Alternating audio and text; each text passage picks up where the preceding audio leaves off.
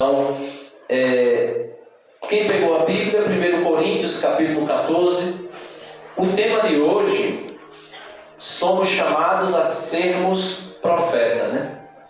Então, ser profeta não é algo fácil. Por quê? Porque ser profeta no mundo é bater de frente com o mundo, é colidir com o mundo e ficar de pé, é ir contra a correnteza, é nadar contra a correnteza. Poderíamos dizer que seria ir na contramão do mundo. E ser profeta é colocar a cabeça a prêmio, né? É colocar a cabeça a prêmio. Por exemplo, João Batista é profeta, foi profeta. Inclusive é um dos patronos da nossa comunidade. E João Batista perdeu a cabeça exatamente porque foi profeta. Porque não negou o profetismo. Não retrocedeu na missão que Deus lhe deu. Então, ser profeta é abraçar uma missão árdua, porém uma missão que é de Deus, não é nossa, é de Deus, né? Então, o profetismo é um carisma. É um carisma, se é carisma, se é dom, é dado por Deus, é dado pelo próprio Deus.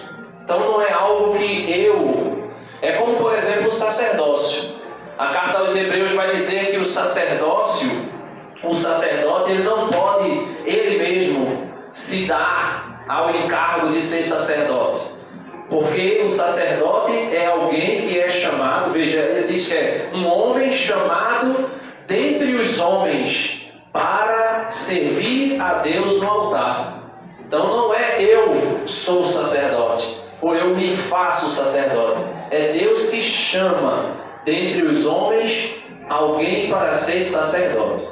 Talvez, eu acredito que sim, não sei, talvez seja por isso que tenha acontecido tantos escândalos com os sacerdotes, porque muitos querem imputar sobre si esse cargo e quando vê depois não consegue dar conta, porque não era a sua vocação.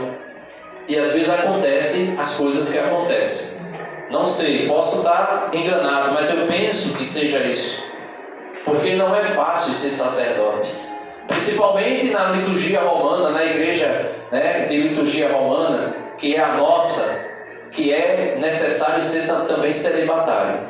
Então, o profetismo é um carisma, é um dom, é uma dádiva. E por incrível que pareça, é o maior dos dons.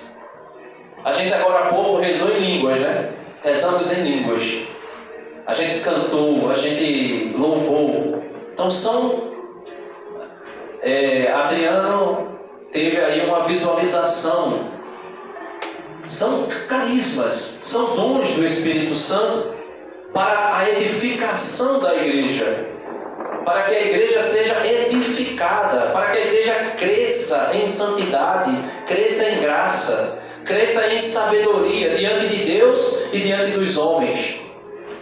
E a profecia também é um carisma e é o maior de todos. Veja aí 1 Coríntios capítulo 14, ele vai falar sobre os dons, né? E aqui ele fala sobre o dom da profecia superior ao dom das línguas. Diz assim: empenhai-vos em procurar a caridade, aspirai igualmente aos dons espirituais, mas sobretudo ao de profecia. Aquele que fala em línguas não fala aos homens, senão a Deus. Ninguém o entende, pois fala coisas misteriosas sobre a ação do Espírito. Aquele, porém, que profetiza, fala aos homens, para quê? Para edificá-los, exortá-los e consolá-los. Aquele que fala em línguas edifica-se a si mesmo, mas o que profetiza edifica a assembleia. E ele continua: ora, Desejo que todos faleis em línguas, porém, muito mais desejo que profetizeis. Maior é quem profetiza do que quem fala em línguas, a não ser que este interprete, para que a Assembleia receba a edificação. Então, ser profeta é ser grande. Então quer dizer que agora Deus está chamando a gente para ser profeta, a gente vai ser maior do que quem fala em línguas. Não é maior no sentido de superioridade, porque eu sou profeta e a irmã fala em línguas, mas não profetiza, aí eu sou superior a ela. Não é nesse sentido. É no sentido de que o dom da profecia é superior ao dom de línguas. Por qual motivo? Porque quem fala em línguas ou quem ora em línguas edifica a si mesmo. Mas quem profetiza edifica o outro, edifica a Assembleia, edifica a igreja. E todo o corpo de Cristo cresce em estatura, graça e conhecimento diante de Deus e dos homens. Paulo diz: buscai a caridade. Adriano, cadê Adriano? Estava atrás, né? Adriano dizia assim: vamos cantar para cá, vem amar, né? Aí depois vem louvar. Esse chamado de vem amar é o que Paulo está dizendo. Aspirai em primeiro lugar o dom da caridade. E a caridade não passará. Ele vai dizer que todos os dons passarão, cessarão, mas a caridade permanecerá para a eternidade. Ele diz que as profecias cessarão, as línguas cessarão, mas a fé, ou melhor, mas a caridade permanecerá. E permanecerá para sempre. São João da Cruz vai dizer que no fim da vida nós seremos julgados pela caridade. Jesus é amor. Deus é amor. Nós seremos julgados pela caridade. Porém, essa caridade nos julgará de acordo com aquilo que Jesus disse. Bem-aventurados os misericordiosos, porque alcançarão misericórdia. São Tiago vai dizer que a misericórdia transpassa o juízo. Então, se a gente ama, a gente vai ser amado por Deus. Quando eu digo, aqui eu não estou dizendo que a gente está fazendo barganha, mas o amor será derramado em nossos corações quando nós nos abrimos a amar. E a profecia exige também esse amor, exige essa caridade. Pega aí a Bíblia em Jeremias, Antigo Testamento, capítulo 1, que foi a palavra que a moção do Espírito colocou para vocês nessa noite, que é a vocação de Jeremias e também a nossa vocação. Quem daqui não é batizado? Levanta a mão. Quem não é batizado? Tem alguém? Ninguém? Quem é batizado, levante a mão. Todos somos batizados, né? No batismo, nós participamos do profetismo de Cristo, sacerdócio de Cristo e do reinado de Cristo. Em Cristo, por meio do batismo, nós nos tornamos sacerdotes, profetas e reis. Nós vamos falar sobre profeta, sobre ser profeta, sobre ser profetisa. Você encontrou aí Jeremias, capítulo 1. Nós vamos ver a partir do versículo 4. E eu queria que você pudesse, eu não vou falar muitas palavras aqui minha não, né? Eu vou falar aqui as palavras de Jesus, mesmo no Antigo Testamento, mas é inspirado pelo Espírito Santo. Quando a gente reza aquele credo maior, vai dizer assim: creio no Espírito Santo que falou pelos profetas, e com o Pai e o Filho é adorado e glorificado. Então, esse Espírito que inspirou as Escrituras, fala através dela para nós.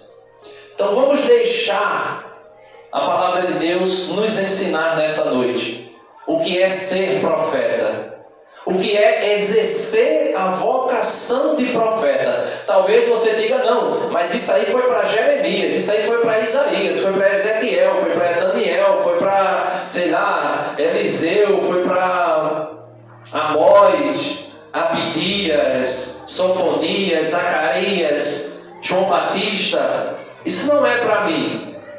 No batismo nós nos tornamos profetas, sacerdotes e reis. Então não tem como você dizer, não é para mim.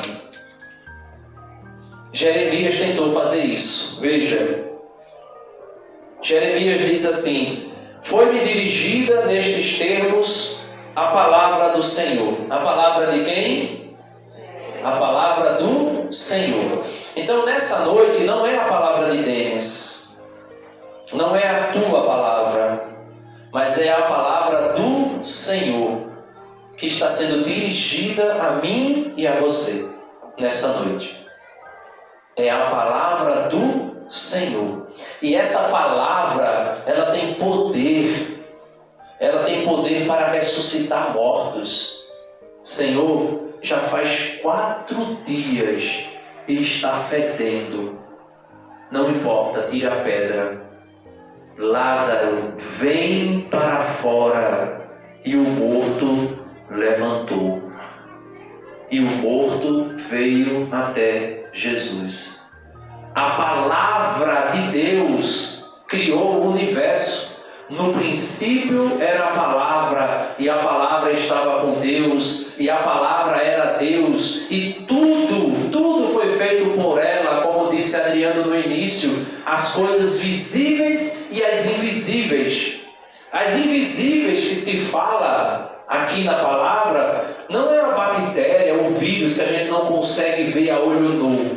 As coisas invisíveis é o mundo espiritual, é o mundo angélico, é a igreja triunfante que já está na glória, é a igreja padecente que padece no purgatório. Esse mundo espiritual também foi criado, é invisível, as coisas invisíveis que foram criadas por meio da palavra de Deus. São Paulo vai dizer que a fé vem pelo ouvir e ouvir a palavra de Deus. Isaías vai dizer que a palavra de Deus é como a chuva e a neve, que desce do céu e não retorna para o céu sem produzir o seu efeito. Ela gera vida em nós. Agora é preciso querer. Senão a gente pode ser aquele pássaro. Lembra de domingo retrasado?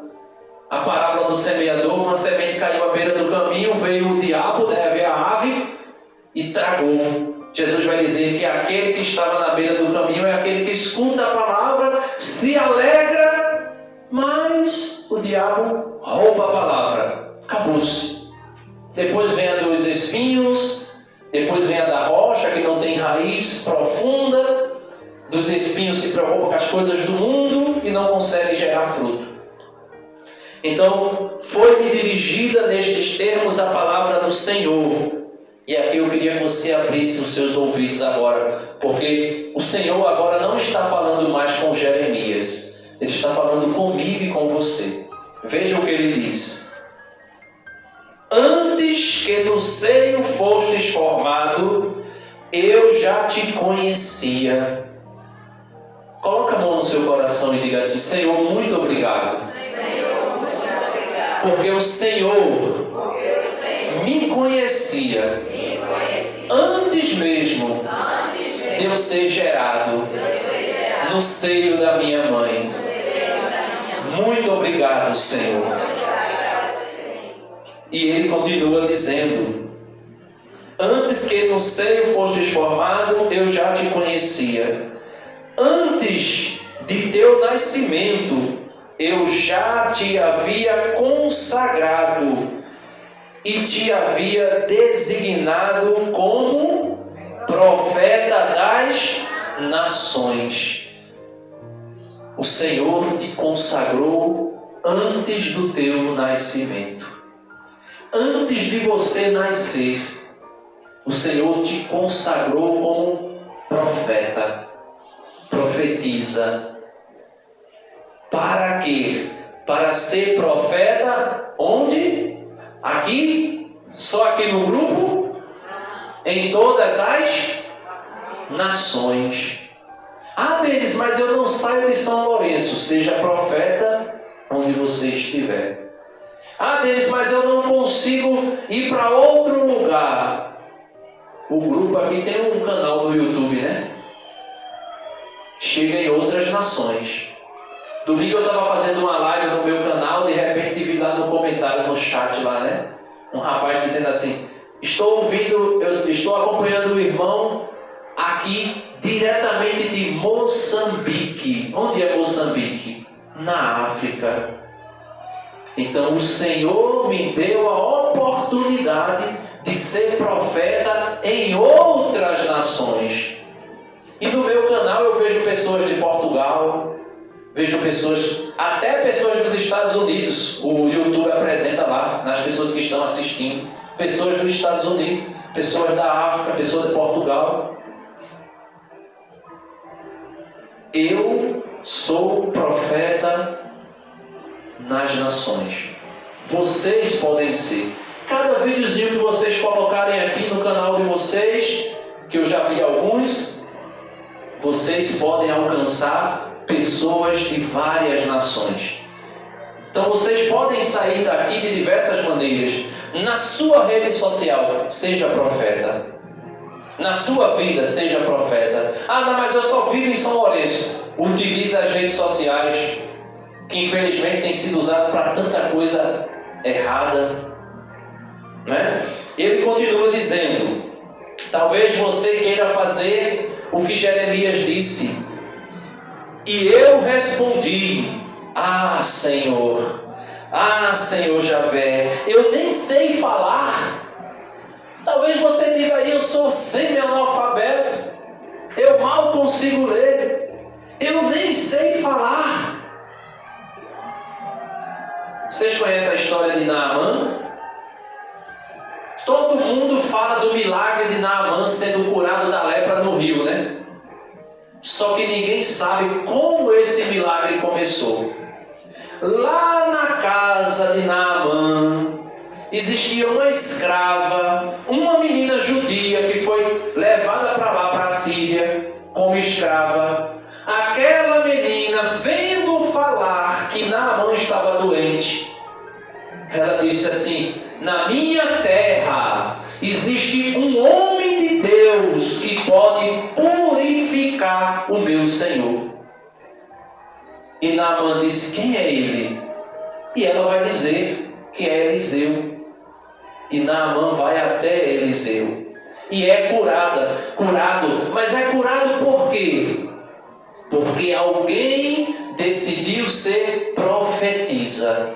Antes que o profeta, o homem de Deus, Eliseu, pudesse se encontrar com Naamã, uma profetisa disse para Naamã: eu sei onde tu podes encontrar a tua cura. Talvez você diga: eu nem sei falar, eu nem sei a doutrina da igreja, eu nem sei o que o Evangelho, a Bíblia ensina, eu mal sei rezar meu texto. Seja profeta. Eu acredito que você sabe dizer assim: Jesus te ama. Eu conheço um homem, como disse aquela mulher lá no poço de Jacó, eu conheci um homem que descobriu toda a minha história e que revelou toda a minha história. E de repente uma multidão foi atrás de Jesus.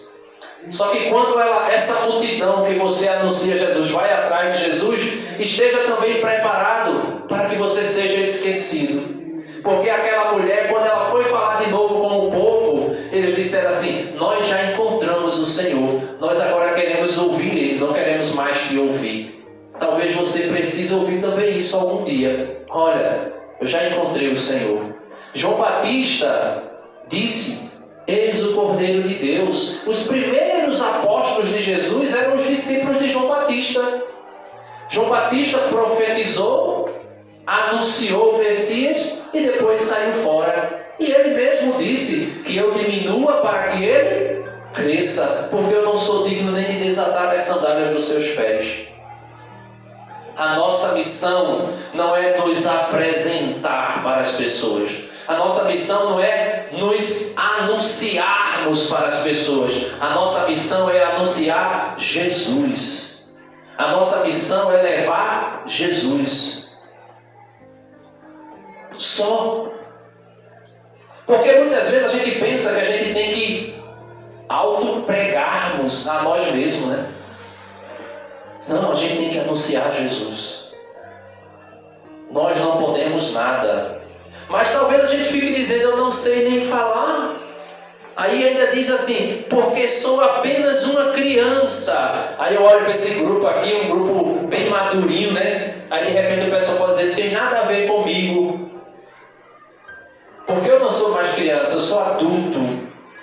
Mas na vida espiritual, São Paulo diz assim, eu não consigo nem dar alimento sólido a vocês, porque vocês são como crianças que só tomam leite. Como é que está o seu amadurecimento espiritual? Como é que está a tua vida de oração? É a vida de oração de quem já é maduro, que se sacrifica para rezar, que acorda de manhã cedo para rezar? Ah não, mas quando eu começo o meu dia de 7 horas, eu não tenho tempo para nada mais. Você programa para acordar pelo menos de 6 horas ou de 5 horas antes que comece o teu dia? Ou você vai deixar a tua vida ser como a vida de Marta? Somente cuidando dos afazeres, dos afazeres, dos afazeres, dos afazeres? É necessário fazer também como Maria, sentar e ouvir o Senhor. E ouvir o Senhor, meus irmãos, é a melhor parte. Jesus disse, Marta, Marta, tu estás inquietas com muitas coisas. Maria escolheu a melhor parte, a única que não lhe será tirada. Tudo, meus irmãos, vai ser tirado de nós. Pai, mãe, tudo vai ser tirado de nós. Tudo, casa, tudo. Jó disse assim, nu eu vim a esse mundo, nu eu saí do seio da minha mãe, e nu eu voltarei para o seio da minha mãe. Aí ele já estava falando da questão de voltar para Deus. Ele diz, Deus me deu, Deus tirou, louvado seja o nome do Senhor. Então, eu sou só uma criancinha. Nós precisamos crescer na vida espiritual. Ele continua, né? Replicou-lhe, porém, o Senhor. E aqui o Senhor fala, não digas, sou apenas uma criança, porquanto irás procurar todos aqueles aos quais te enviar, e a eles dirás o que eu te ordenar. Você não vai falar de você. Infelizmente na igreja se virou um hábito das pessoas darem muito testemunho, né? E os testemunhos têm que ser aquele mais cabeludo possível. Eu era traficante, eu era prostituta, eu era ladrão, eu vivia disso aqui, e Deus me transformou, e aleluia, glória a Deus. Mas se chegar uma jovem ou um jovem para dar testemunho dizendo assim, olha, graças a Deus, pela misericórdia de Jesus, eu não conhecia as drogas. Pela graça de Deus eu não me prostituí, ainda sou virgem, a menina ou o menino. Pela graça de Deus eu não sou um bebarrão que vive todo final de semana enchendo a cara. Se chegar, esse testemunho é chato demais, porque não teve transformação. Mas só que aquela pessoa foi chamada por Deus e Deus deu a graça de viver naquilo que a igreja chama de graça habitual. Quando nós nos batizamos, todo pecado é perdoado e o Senhor nos dá a graça habitual, ou seja, a graça santificante. E aquela pessoa foi crescendo de graça em graça. Mas isso não chama a atenção. O que chama a atenção é se o camarada disser, olha, eu era ladrão, eu era maconheiro, eu matei, eu roubei, eu me prostituí, eu era um pedófilo, eu era isso, eu era aquilo. Como se as coisas mais fosse palavra de Deus. A palavra de Deus é, quando eu fui chamado, eu disse sim a Deus.